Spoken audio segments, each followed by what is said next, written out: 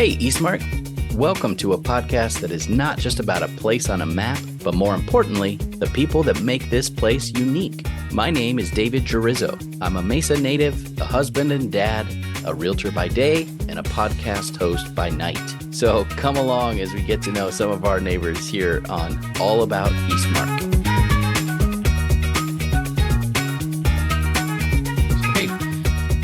Welcome back, Eastmark, to another episode of All About Eastmark, and we are privileged this week to have on our show a neighbor who I've recently just met, and by recently I mean today.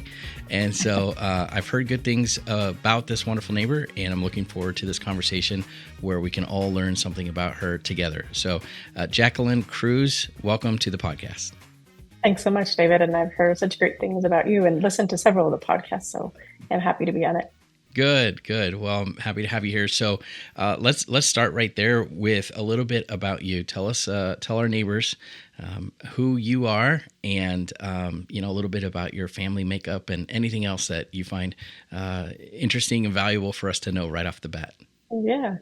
Well, I think the first thing I always tell people about me is that my husband and I were high school sweethearts, and this year we married 32 years. Wow. So we are all about our family. We are empty nesters now, so we're enjoying our second half of life and fulfilling our bucket list, but we're also super excited to be grandparents. We have 5 children altogether. We have 3 bio and 2 adopted. Okay. Our older kids are all married, and we just had our 6th grandchild. So, congrats! Yeah, thank you. We're definitely growing and just super exciting time of our life where we get to be us, but we also get to play grandma and grandpa. Yeah, that's exciting. How fun. Yeah, I did see that you are a recent grandparent again to number 6 grandbaby. So congrats to you and grandpa as well as mom and dad. Yeah, thank you. That's fun. So where are you from originally? Are you from the area or? So we're from New Mexico. We moved in 2005 to Arizona. Did things a little differently in our life, got married, had kids, and then I went to college. And as soon as I was done with college, we knew we wanted to move out of the Albuquerque area. And it was here or Denver. And we're super happy that we ended up here and have loved it ever since. We moved to Mesa, to the northeast side of Mesa, and lived there until we became empty nesters, and then decided to sell our family home and downsize so that we could start traveling. And that's when we started looking at Eastmark. Oh, that's great. So when was it that you moved to Eastmark? It was in 2022. My husband works just up the street at Waste Management from here, and he'd worked there probably about 2 years before Eastmark started to be built, and he just watched this whole community come up. And so when it was time for us to look, he said, we've got to go look at Eastmark, and found a perfect Ashton Woods home that's perfect for us, low maintenance. We can drop everything and do all the traveling we want, but then have a nice new home that we can retire in someday with no stairs.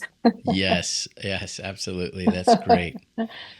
Oh, good. And what was it about Eastmark that you or your husband saw that really drew you to the area? There was just so many wonderful things being built, all the amenities, all of the parks. I worked for another nonprofit at the time, and they had brought in a Kith and Ken program. And that was when the bus stop was just built, and they opened up the community for parents to come in with their kids. And I was like, what is this place? That they would pay for a whole program to come in and help parents and young families. And so that was my first experience to it. And then when my husband really suggested it, I took it seriously, and we found all this great information about, not that we had kids in our house, but all the things that they offered kids in schools and all the way that the families came out. And it felt like we were almost stepping back into time, like one of those older neighborhoods where there was no walls separating houses and everybody came out. And when we first moved in, it was like the neighborhood came alive at night when it was cooler. Yeah. And we just love that. And we were so amazed by how many things that the community does for us. And so it was one of the best decisions we ever made, for sure. Oh yeah, you and me both, and I've heard that from countless neighbors over the years. I saw an email go out recently that from Community Life Team saying that it's been 12 years now since the grand opening Wow. celebrations of Eastmark on June 1st, 2013, and so just incredible to think back that far. And my wife and I were here on that day, and we Wow. it just felt like something different, like you're saying. I've been around a lot of new build communities in my line of work. Even just this afternoon, I was showing a community about a mile from here that's a lot newer than Eastmark. They're still building it out. And I was showing them, my buyers, some homes in Eastmark and some homes over in that other community. And they said, okay, so what do we get for the HOA dollars over here in this community? And they said, we notice it's about the same, maybe even a little bit more than Eastmark. What do we get for that? And I was like, well, Yeah. not a whole lot. It's hard to compare to Eastmark for any other community.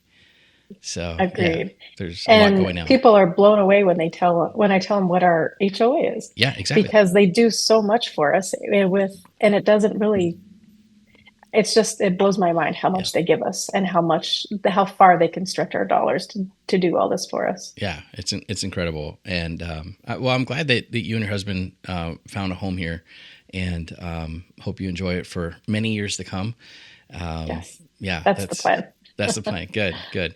So when I was introduced to you via text from a mutual friend of ours, who many of our listeners would know. He's been a guest on here before, and we won't mention his name, but everyone knows him because he wears his name on his shirt. Um, Yes, he does. he always gets a kick out of it. So when he mentioned that, hey, I need to know you and talk with you on the podcast, it was kind of in the context of what you do Mhm. professionally, full time, and so that's one of the things that I wanted us to talk about tonight, to hear from you about what you do and who you work with, and kind of that mission. So let me just turn it over to you and tell us a little bit Yeah, about what you do, Jacqueline. yeah. So most people know me as the House of Refuge person. Hmm. So I am the Chief Development Officer over at House of Refuge. I actually went into that position after moving into Eastmark, and it just felt like all my worlds came together in a perfect little circle. And because there's so much support out of Eastmark, and I promise you, David, every time I hear somebody that's done something great and wants to get involved and help, and they're always living Eastmark. Hmm. It's Hmm. like, so it just feels like this community just draws the same type of people with the same type of heart and passion. And so, um, as I was telling you, we are a foster adopt parents. And I left the corporate world because I just wanted to make a difference in the world. And I just felt like working for the almighty dollar didn't do that for me. And Hmm. so my first nonprofit job was in foster care and adoption, and just fell in love with the work immediately. Had amazing bosses that showed me how to take all of my corporate skills and use them for nonprofit. And then on top of that, how to fundraise. And loved it and fell in love with foster care and adoption immediately. But I soon came to the realization that foster care and adoption, the answer to it was not adopting. I mean, I definitely want kids to adopt and foster, but the way that we're going to help the majority of kids was by stopping them from going into the system. Mm. And so I knew that I would always have my work cut out for me on trying to figure out Mm. what that looked like. And so in that journey, we ended up adopting our last Okay. two boys, two brothers that were older out of the system, and quickly realized that I needed to find a position that I was able to spend a lot more time with them, because they did come with higher needs. And Mm. so did a lot of consulting work here and there in between uh, that position and now House of Refuge. But Hmm. now once the boys moved out, I was like, okay, I've got to get back to the real world and find that position for me. And that came with House of Refuge because it allowed me to keep families together. So for those that don't know, House of Refuge is located just about 10 minutes from here Hmm. on the old Williams Air Force Base. We have 88 homes that we get to bring in families and give them a place to live for a year. And while they're there for the year, we get to help address the core issues that got them into to homelessness. And so that means, financial awareness, education, employment. We give them everything that they could need for the year so that everything that they do while they're there is investing into their future and not having to worry about any of their needs while they're there, including like a birthday closet for the kids. And Christmas time, we cover the community actually covers all of their presents for the kids, stuff like that. But what I love about that is that parents get to be stable and healthy and recover and become the parent that each child needs, but we also get to help the kids while they're there. We give them a place of resiliency and life skills. We even get to help the teams that come into the residents with us, and we get to equip them because we know they're the next adults in the situation, and we want to break the cycle of homelessness with them. So we teach them financial literacy and how to write a resume and how to do job interviews and all of that. So it's just such a fulfilling place, and I see miracles every day with our families, and so that makes my heart happy because as much as I would have loved to adopted all those kids, my husband was like, enough, we need to figure out another way to do this. So that's my way of helping more kids without adopting into our family more. That's amazing. It's an amazing organization, and any listeners of this podcast will not be strangers to House of Refuge. They'll know, they'll at least have heard of it. We've like I said, had many people mention that's their nonprofit of choice that's nearby that they support, whether it's a little bit or a lot of it. And we've had Matt Meyer on here who yes, I mean his own story is amazing, and I think is he on the board now? He is on the board. Yeah. So, what a great story, and kind of that personal testimony of, hey, this place, saved my life. This place has changed my life for the better in a variety of ways, and I am who I am today because of House of Refuge. And so, I actually got to go to the gala on this last year, and sat at a table with some other Eastmark neighbors and invested parties and leadership alumni and stuff. And so I got to see him get up there and share some of that and the video, and it was just very exciting to see. I'll have to tell you a story another time about a funny experience I had that night, but I'll save that for later. But love what's going on over here at the old barracks that was once Williams Air Force Base, and if our listeners haven't visited, feel free to go stop in and see what's going on. You guys take donations like a Goodwill or another place, right? We do. So the cool thing about us, especially in this day and age, is that we get zero federal funding. House of Refuge is totally supported by the community, and that is financial, of course, but it's also accepting donations to help fill the homes that the families are going to live in, because they usually come with nothing. And so we give them everything they need, from furniture to household goods. And the way that we do that is by donations from the community.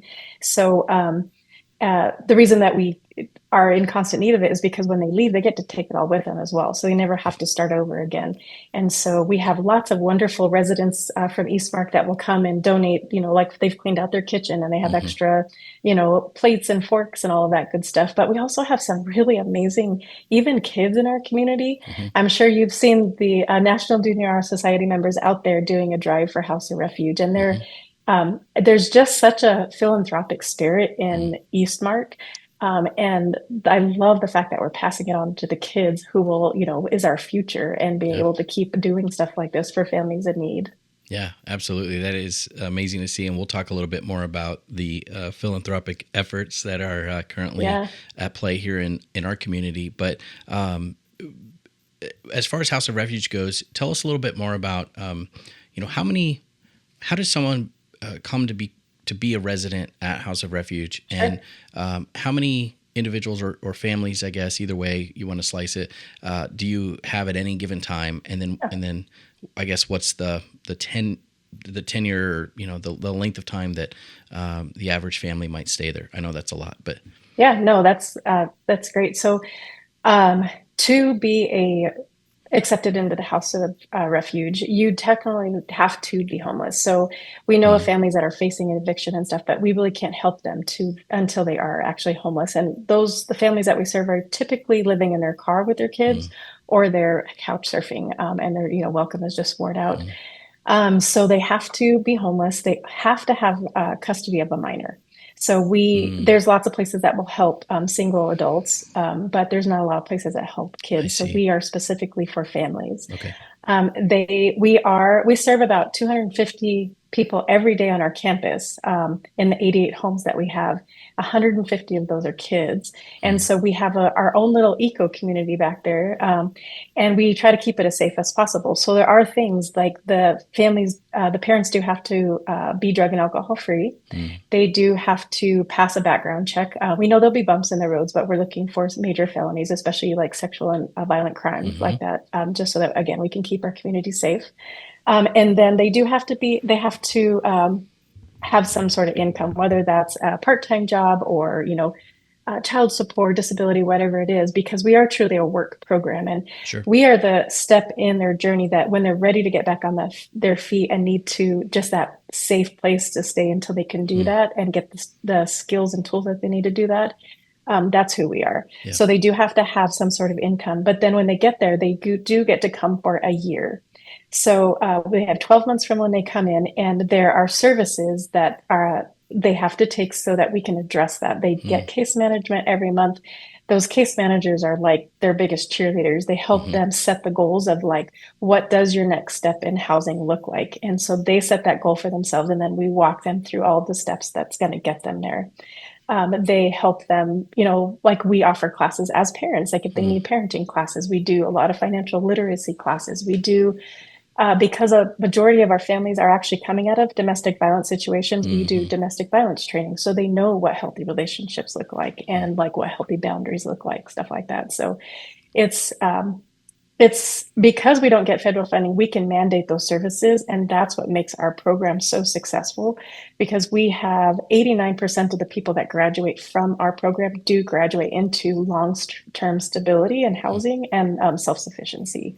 And so that's something we're super proud of. And just, we've been doing it for 30 years. Next year's our 30th year Wow. anniversary. Congrats. And That's great. so, yeah, it's just been so well run, and it's such a successful, pure mission that Mm. it's highly, highly successful and something easy for people to get behind because of that. Yeah, it seems like it, and it's a wonder that, well, maybe it's not a wonder because it's a lot of hard work and planning and Yes. organization, and it takes a whole community to create this, like you said, this mini ecosystem of a community.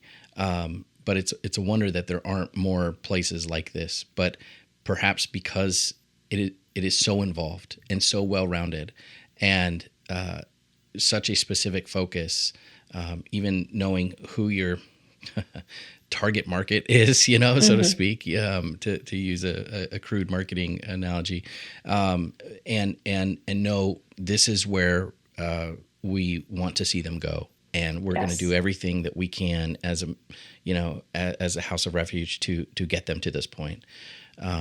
That's incredible, and I don't know if you talk about or talk in terms of success rates, but if that's a thing, or Hmm. what does that look like at House of Refuge? Yeah. So, as I mentioned before, the 89% of the families that graduate from our program, meaning they've been there as long as they need to. Some of the families don't need to be there for the Yeah. 12 months. Jessica is a mom that we talk about often because she's just so phenomenal. Her and her boys lived in an apartment complex. She had a very hardworking mom. She always did everything she needed to do, had a savings, was always thought she was pretty well prepared, and her apartment complex was sold. Mm. And so they were going to tear it down. So she had to move and decided they didn't want apartment living anymore. So she found a house for rent, paid all of the deposits, was ready to set to move in, and found out it was a scam. Oh, And so totally wiped her out. And her and sure. her boys were one of the ones that lived in her car. And when she could afford it, she would go to a hotel on the nights that they could, Wow. until she got to House Refuge. But once Jessica was accepted into our program, her boys were older, so she got 3 jobs while she lived there. Wow. She paid off all of her debt, got her savings up and her credit score up, and after about 9 months of living there, was able to sign on her own home. Wow. And it's a lot of people like that. There's an amazing mom that just hit hard times. She came from a domestic violence situation. she was able to move out, but after she did, she found out she had stage 4 cancer, which took her out of her job, and so recovered from that, but found themselves homeless, her and her daughter. And so she totally qualified for us. We were getting her in, and we found out that when they found out they were going to get the home, the girl went to their church and said, "Will you please buy me just ingredients for cupcakes?" And she sold enough cupcakes to pay for her mom's U-Haul to get them there. My goodness. And they were sitting down. We do an orientation with all of our residents that come in, and we go over the fact of like, they do pay a small rent while they're there. It's $400, and that covers all of their utilities as well. But that gives them skin in the game. It teaches them budgeting and how to run a household, and like the relationships between landlords and stuff like that. And we were going over the importance of like, make sure that that's on time. And, and the little girl said, "Don't worry, my mom will never be late. If I have to, I'll sell more cupcakes." But it's just stories like that. And so the ones that graduate, 89% of them that do go on to to the stable housing, whether it's, we've had moms that will like move in together, because then they can share, there's both single moms, they get to share resources, they get to share childcare, and now they have that community of support between the two of them, stuff like that. Some, again, like Jessica, own their own home. Some have other goals. They just decide what their next housing looks like, and how, and we help make sure that they get to that livable wage and have the tools that they need to be able to live. Just because they are making more money doesn't mean they know how to spend it. So we make sure that they're very well rounded, and each and every plan is customized for the family and what the family needs. Yeah, that's just incredible. And again, this is a mission unlike many others, if I can say that, probably any others, at least here in this area. And so I think that's one of the things that draws so many Eastmark residents, as well as people from the broader Phoenix community, to support House of Refuge. I know that's something that's kind of put it on the radar for me is who else is doing this and really trying to address a real need at kind of the root of it, and then hopefully help people grow to see the fruit of it, and to see where that goes, and people working on their own and living on their own and supporting themselves and the family, and then the kids learning all the way and seeing the example of mom or dad or both, and just it's a beautiful picture, I think, of how these things really can be run. So and Matt Meyer is such an example of that. Totally. In a couple of weeks here. So Matt, you were at the gala, and his 2 donated dinners raised enough to cover one of our homes, because it takes about $15,000 to pay for one home for a year, and that pays for all the upkeep, all of the services that the families get and stuff like that. So Matt said, "I'm going to donate this, and if I raise enough money, I want my name on my home that I lived in when my boys and I lived there." Because he lived on the residence in 2010. Okay. And so we did that. His 2 dinners by themselves raised $22,000. Wow. And so on Tuesday, June 17th, there's going to be a big celebration, and we're going to unveil his plaque on that home that he paid for a year. And it's just so full circle, because that's the home that him and his boys lived in while they were at House of Refuge. And he was able to finish his culinary degree and really launch his career into what he is today. Yeah, that's amazing. I love that, the full circle aspect of it. And yes. Oh, that's incredible. Speaking about the event, I'll tell you the story now. We may not include this, I don't know. But so I went. I'd never been to one before, so I was really excited to be invited and be part of this table. And I brought my money with me. I know how these things are. It's a fundraiser, so had a nice meal. I appreciate that you understand that. Yeah, exactly, right. And had a nice meal. Had good connections with Eastmark neighbors, and then some. Then the auction starts later, and they start with the cakes. Yes. Right. And that's amazing. I mean, that's a thing in and of itself, a whole experience. And I'm like, I'm not going to bid on a cake, but I really appreciate all those that did. And it's a fun thing. So then they get to the other prizes, the other items that are being auctioned off, and I'm watching. I'm like, okay, can't afford that, can't afford that. But that's interesting to me. So finally, like 2/3 of the way through, I'm thinking to myself, I want to raise this little card I've got in my hand at least one time tonight. And that thing, that Northern Arizona getaway sounds really cool. We love to do that during the summer. It is very cool. And so I'm like, I could see myself. Well, no one at my table was expecting it. And so I just, raised my hand, at the starting bid. And I'm thinking, I'm probably going to be outbid here in 2 seconds. 2 seconds went by, 4 seconds went by, 30 seconds went by, and they're just looking at me. And it's me. And I won it. And I was the only bid. Oh, good. So, yeah, it surprised everyone, including myself. But what's really cool is, so the woman who chairs our gala, her and her husband own Sharp Creek Contracting. Okay. And they have this amazing ranch that's been in their family forever, and that's the ranch you're going to. And okay. I'm telling you, it's full service. You'll have like quads to ride. Like it's a great experience. Cool. And they are amazing hosts, and they happily open up that experience for some of our donors. So you'll love it. But what's cool is Richard, so we're on federal land that's leased to us by the federal government. Okay. And at the end of our leases, we will own the land. But in the meantime, we're responsible for the houses and the roads. And so the roads had not been redone. And who knows, they were built in 1940s, and they had patched as much as they could, but they were a liability. They were really bad. Yeah. And so Richard and one of our board members from SRP, Brian Heath, got together and put out an RFP to the community. Yeah. And it was like 40 companies came together in the East Valley and redid 74 of our concrete driveways, and re-asphalt all of our roads. Oh my goodness. It was a $500,000 project that just happened in May. Oh my goodness. And it was an amazing experience. It was done within a week. When we called them all together in a room, told them what we needed. Yeah. There was so much excitement that we ran out of work for all the companies to do, because everybody wanted to jump on board and be able to help. And so it started on like April 27th, and it was done by May 2nd. They were just so efficient and so good, and they sent their best crews to get it done right the first time. It was an amazing experience, and that's all because of Richard Candelaria. That is amazing. So shout out to Richard and all the crews that were involved in that. And if any of those crews want to help the Google Fiber crews in Eastmark, figure out their asphalt. Show them how it's done. Show them how it's done. Yep. We'd be appreciative.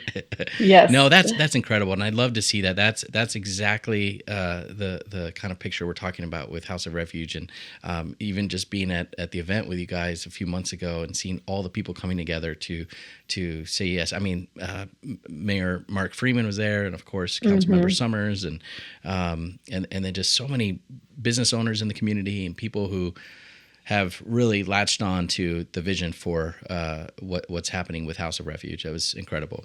But that's not the only thing that you're involved in. I mean, I'm sure that's what takes up the majority of your time. But you've got other things that, as if you weren't busy enough changing lives through House of Refuge. As an Eastmark resident, you've gotten involved in some things even closer to home. Yes. So I want to hear about that. I hear that you are currently, I could be wrong, but I heard that you're currently in Eastmark Leadership. Is that right? I am. Okay. Tell me about your experience there and how that's going. I just am so honored to be able to learn more about myself and Eastmark as well, plus the city of Mesa. Sure. And just see how I have such a heart to leave the world better than when we found it. And so being able to sit along other people that have that drive and that passion and get to live in the same community and join our efforts together. It's just an amazing what we can do when we do it all together. And then to have these roadmaps of how to become a better leader, and then how to do it all together and how to give back. That has just been so amazing. And Chris is such a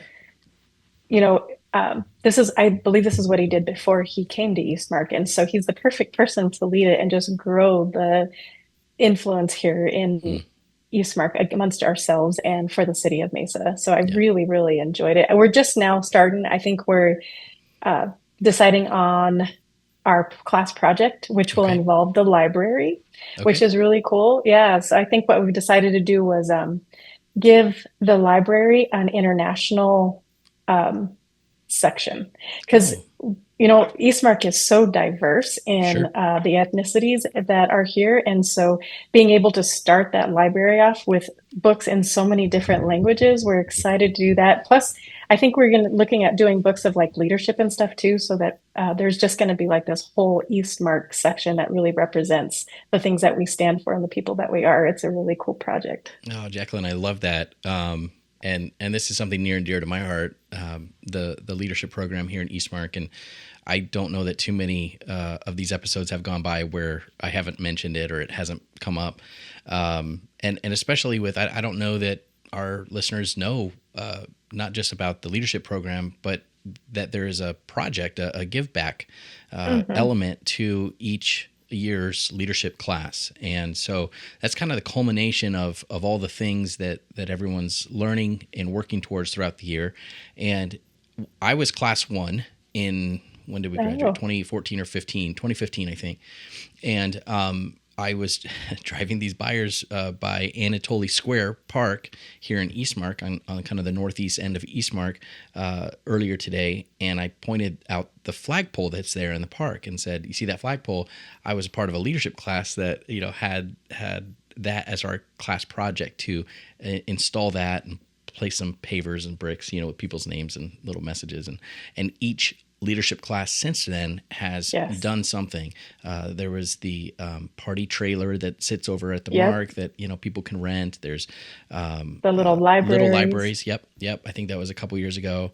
And now you guys with helping Street with the Squad too. Yeah, Street Squad. Yeah. There's so many great things that have come out of that, and it's what's so awesome is it comes from the residents ourselves and how we can help and keep our neighborhood great. Yeah, exactly. That's one of those things that when people ask me, so what differentiates Eastmark from, the place a mile down the road? And I can say, well, do they have a leadership program? Do they have any formal programming at all? And how about clubs? And that's a segue to ask you a little bit about one of the other things that you're also involved in, so I hear, and that's a committee here for Eastmark, not quite a club, but something more give back focus than that. And that's, what do we call it? The Philanthropy Council? Yeah. Or community. Okay. Philanthropy Committee. There we go. Okay, great. So is this, I should know this, but I don't know that I know this. Is this a new thing or? It is. Okay. So tell us about that. Yes. So to back up a little, what's so cool about Eastmark too is Eastmark Cares initiatives, right? Okay. So I believe it was your class that established what that was. Mayor Don always talks about it, and he is our board member that sits on the committee with us. He's not official part of the committee, but he always gives the feedback for the board and helps direct us. That's Don Sage. He's an Eastmark original and leadership class 1 with me and Jackie Hunter and a few other. Yeah, and he's the mayor. Basically, Eastmark. We all know that. So those for those that don't know, when Eastmark was established, there was such a give back element to it, and the efforts to guide what we were going to give back to, you guys decided, which still aligns with, I think, what we care with today is those 3 buckets. So there's that bucket of animals, the bucket of veterans, and then the bucket of family, children, and elderly. Mm-hmm. And so I also learned that on the Orange Sofa Talk with Susan Walden-Wells. Suzanne, yep. So the very first executive director of Eastmark, she, in order to help that along, she purposely made a relationship with House of Refuge, which is why we are so deeply rooted in Eastmark, because she wanted something close that we would have that element to be able to give back to families and fill that bucket. That's also why we do, I forget what the spring is called with the animals, where pets can be adopted. Celebration of Pets or something like that. Yes, Celebration of Pets, and then we have Veterans Day. On Veterans Day we have the at the park. I'm not familiar with exactly how it looks yet, but some of those have evolved over the years too. So yeah.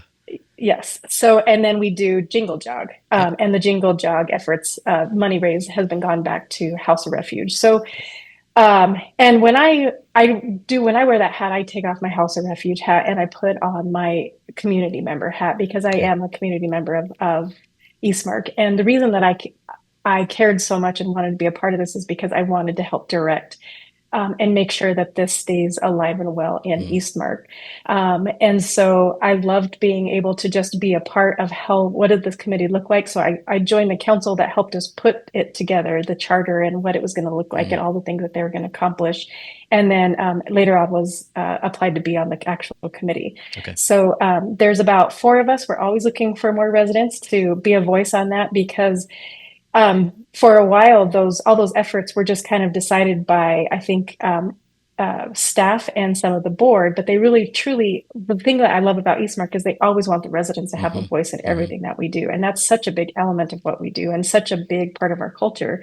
And so we just get together, we talk about what does it look like, who fits in the bucket of who we want to fund and Yeah. how do we do that, and then we go out and help people get on board with it. So like bringing in sponsorships or basket giveaways. We're about to do our hydration kickoff campaign, and we want to make sure that the water's raised that's needed. And so we've been finding really cool gift baskets. People are donating that, so then make sure that we get involvement in that, and just things like that to really keep that going. I think that like you guys understand because you guys have been here for so long Hmm. and how that is a part of Eastmark. Yeah. I think with COVID, like a lot of things, it died off Mm, and or a lot of new people moved in and there yep. just wasn't that opportunity to um, acclimate them to that culture of like, this is what we do, this is how we give back, this is a really big part of Eastmark. Right. And so we want to like reinvigorate that. And so being able to be that voice and give everybody a say in it, we hope we'll do that and bring them back to the table. And volunteering is a big part of it. So we want to make sure that people have all the opportunities and know, especially I personally think it's so important because of the era that we live in and the younger couples that are coming up and how uh, it's with social media and all the access that we have Hmm. right at our fingertips on Hmm. our phones. If it, I read a couple articles, so this isn't just my opinion, but I Hmm. read that instead of going to the village to help them and cultivate the support systems that we need, they just stay in their little tribe and Mm, they go to their phone for anything that they need or like the resources, experts, stuff like that. interesting. And so bringing people back together and out of their shells and overcoming the loneliness era that people are in right now. And that all begins by serving and helping others and getting outside yourself. And so I just think it's such an important element of families all the way around. So I Yeah. just love that Eastmark really, Yep. really facilitates that in all of our lives. Yep. Absolutely. There's so many opportunities to give back in our community, and I'm always just my heart is warmed to see people doing that, and we do see quite a bit of it. I think as far as neighborhoods go, there's just usually when there's a need that is put before people, the need gets filled by Yes. Eastmark residents. So the question then becomes, how do we best communicate the needs to our residents, and how do we as a community facilitate meeting those needs in the best Right. ways,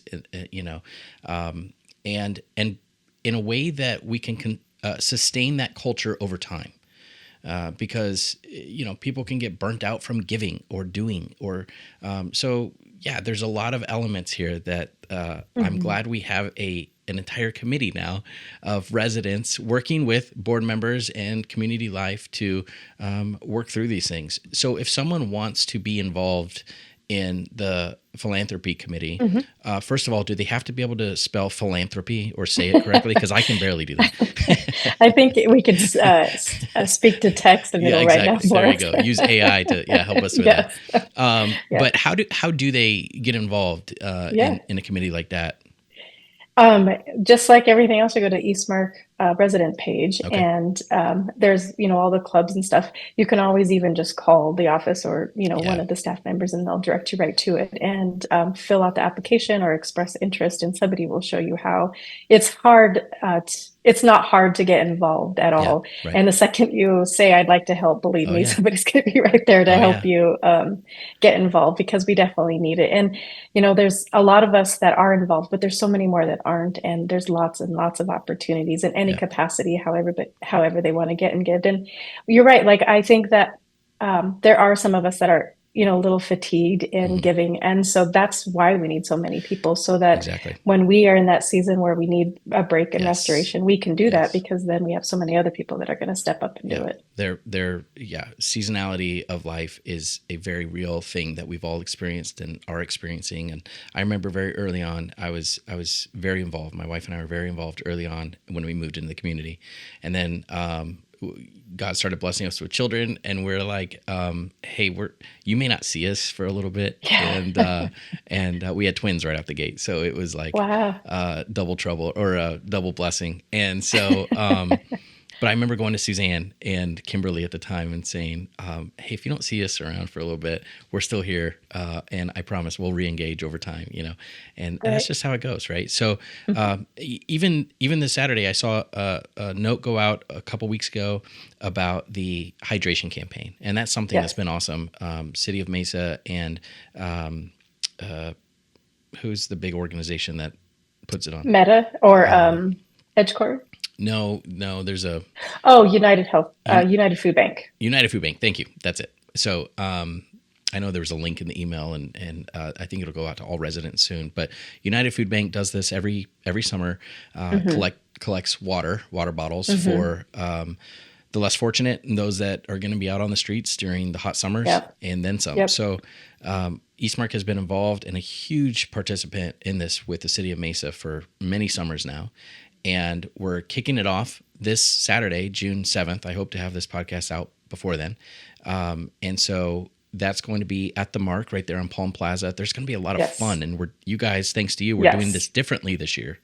Yes. So we do have a dunk tank. Yes. And so I think that for every case of water you bring, you get balls to throw. Yes. And we're hoping to get Chris and some board members in the tank to be able to dunk them. So that's just a fun element. But there's other, like I said, great prizes. So I think you get tickets for raffle prizes. We have some great people in the community that have sponsored those, like Coulter Infinity is donating a family basket. We have a local, it's called Cura Integrated Health. She's a naturopath doctor that's close, and so she donated something. So just people that want to support us and us to know that they're here.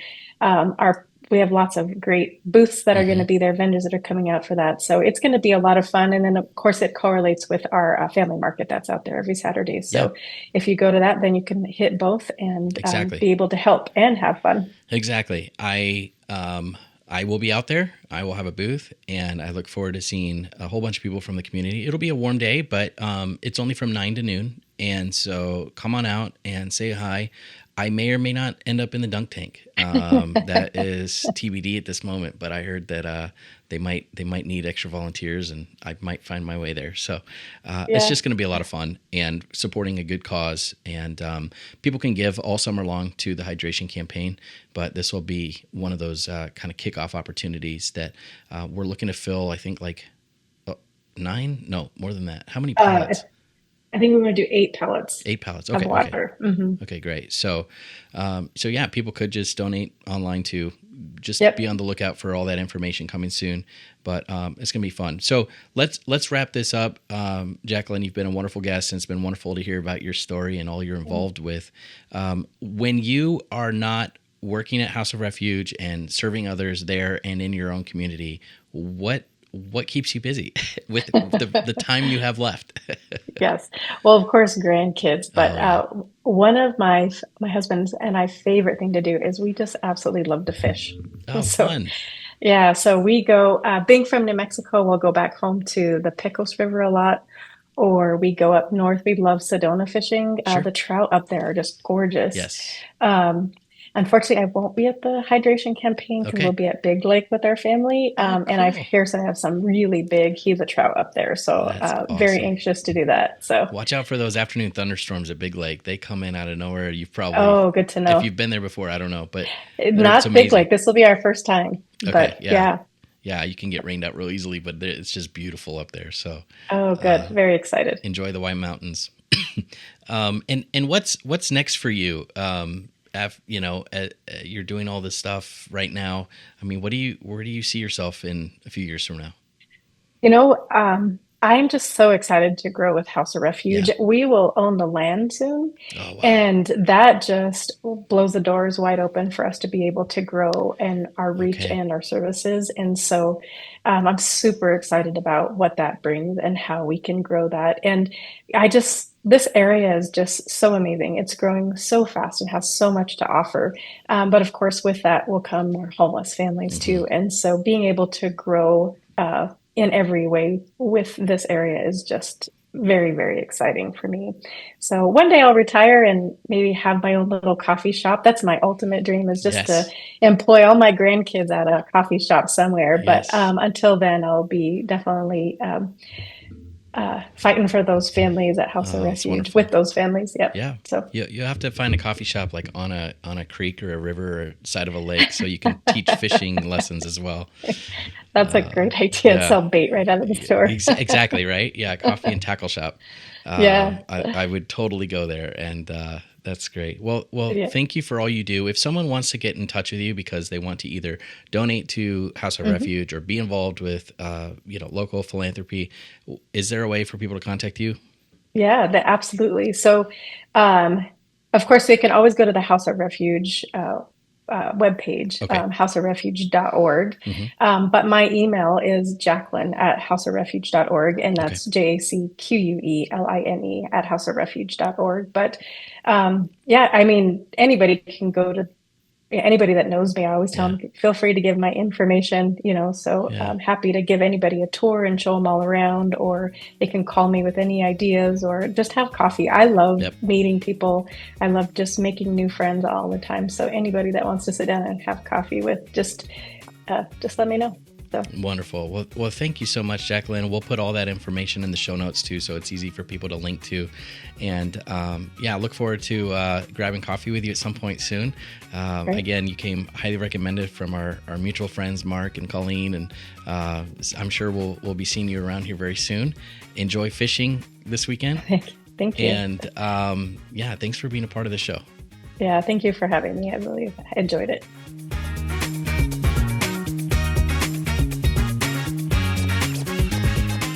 If you enjoyed today's episode, be sure and hit that subscribe button to stay up to date with the latest and greatest of All About Eastmark. And if you really liked it, share it with a friend. Hey, thanks for listening. See you around Eastmark.